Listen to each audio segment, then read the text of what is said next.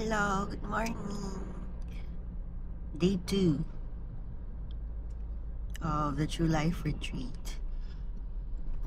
We're so late today. Yesterday, okay pa sana. Pero I don't know why. Pero sumama yung pakiramdam ko kagabi. Parang may kabag na ewan. Tapos parang akong lalagnatin. Parang ganon. Hindi ko gets. Mas buti na lang. Ano yun?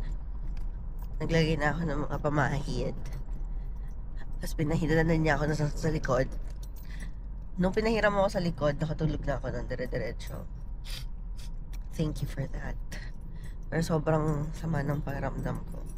Today, I'm not sure. Ay, ang daming tao. Nag-ano sila. Panata nila. Ganun. Ngayon, I don't know. Hindi. Sa ilong ngayon, parang allergies. Pero, ewan, hindi ko alam. Sana it gets better by throughout the day. I would love to think na it's part of the attack, you know, since we're doing this, we're serving, and maraming ways para to keep us from doing God's work, yung mga ganyan. But yun, sana it gets better throughout the day. So yan, we're wearing long sleeves kasi malamig dun sa spaces or sa areas namin. And tingin ko yung sa init-lamig din because malamig dun sa venue. Then paglabas, because we had dinner pa, then we waited pa sa parking area and all. So medyo mainit yung part na yun. Pero draining din yesterday. So somehow, sana naka-adjust na katawan ko. Mga ganong bagay lang naman. Pero humihina ang immune system ko. For today, topics would be ano ba? Dalawa lang bang ngayon? Dalawa? Tatlo pa din. Tatlong topics pala. Tatlong topics ngayon. And I'm not sure if makaka-attend yung isa pang disciple namin. But sana makahabol siya kasi she really wanted to. Oh, talagang inaayos nila tong daan na to. Hindi pa sila tapos.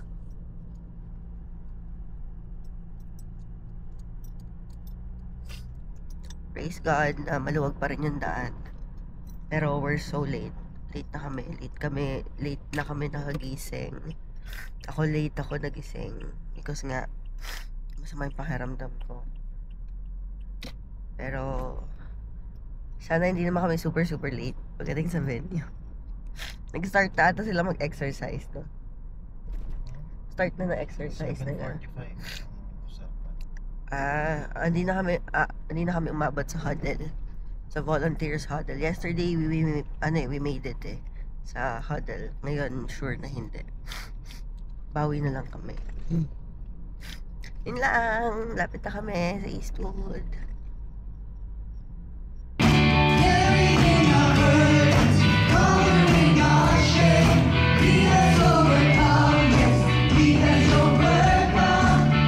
Hi everyone, so I'm now at home. Sa bahay na kami ni John.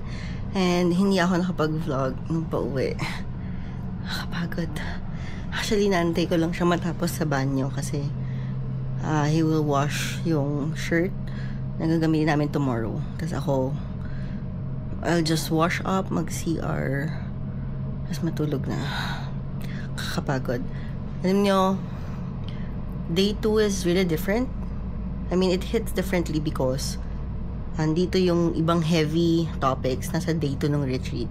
And we have been attending the True Life Retreat for how many times already?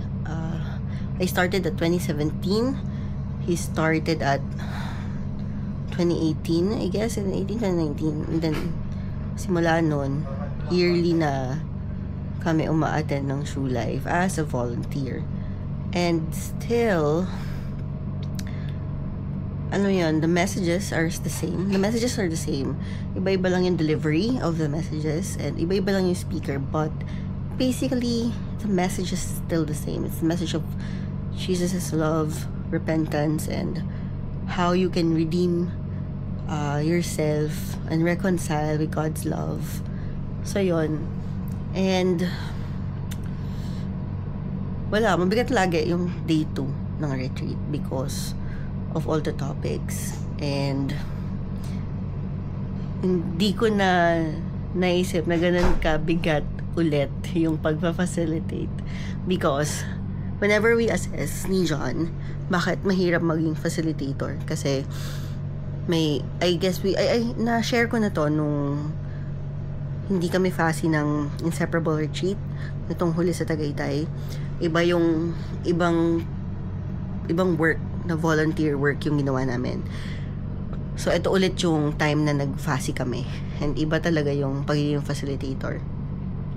Mahirap siya because all the questions you have to answer about lahat ng tanong ng participants, and also to facilitate the discussion. Well, hindi ka naman talaga magtuturo. We just have to facilitate the discussion and praise God for the guided questions. So lagi naman may breakout questions, guide questions, and explanations na rin dun sa facilitators manual. And syempre nag-provide din sila ng training. Pero above and beyond all those things, syempre may mga questions pa rin na nag-a-arise na wala dun sa libro, wala dun sa tinuro, wala dun sa shinare.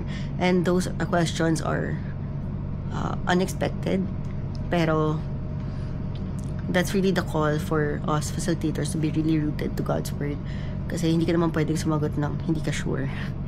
Diba? So hindi ka pwedeng sumagot ng hindi mo alam talaga kung ano yung totoo. So you should be confident on the salvation, on the message of salvation.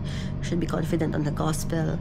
And if ever na hindi, there are people who are, like facilitator heads, FASI leads, and FASI heads na would be able to help you. And syempre may pastors din around. So yun. So kanina, nakakatuwa kasi ang daming learnings again. Ako din mismo, may mga na-remind ako about how serious it is to be spirit-filled. However, I was also reminded how difficult it is to choose the Holy Spirit moment by moment. And hindi talaga siya mahirap eh. It's really impossible apart from Christ and apart from the Holy Spirit. So yun, plus the strongholds, overcoming strongholds, magandang reminder siya for me. And at the same time, the message of baptism, a really, really important message. And first time ko narinig yung baptism na iba yung nag-deliver. Pero good job. Good job sa nag-deliver kaya ng baptism message. Maganda yung pagka-deliver. I'm really positive for tomorrow's baptism activity and for the 3rd day because puro celebration na lang tomorrow for sure. Yun. And we also met with another D group sister who also had the chance na first time niya mag-facilitate dito sa True Life Retreat. And sabi nga niya, sobrang nahihirapan daw siya mag-fasi. But praise God for her heart for still pushing it. Yun. Praying for all the facilitators out there because it's really not easy. All the emotional toil, physical toil, yun, mahirap. So ngayon, I guess tapos na siya, maligo na ako, and then proper rest pero baka manood pa ako. So I'm finishing this Korean series. Na-influence lang ako ng mga Instax friends ko. Yun, and then baka edit ko rin yung vlog from yesterday, and yun lang. And if you are watching this at hindi ka pa nakakapag True Life Retreat, I don't know, maybe God led you here. I don't know, but maybe God really led you to this vlog. And yes, please consider attending a True Life Retreat. Doesn't matter where, doesn't matter when, basta may nakita kang True Life Retreat, grab it and the message is the same. Iba-iba lang yung nagde-deliver, but the message, the essence of the message is all the same, I can assure you. And yeah, it's a different experience. It will be prayerfully, it will lead you to your best decision ever. Yun lang. Bye! Thanks for watching.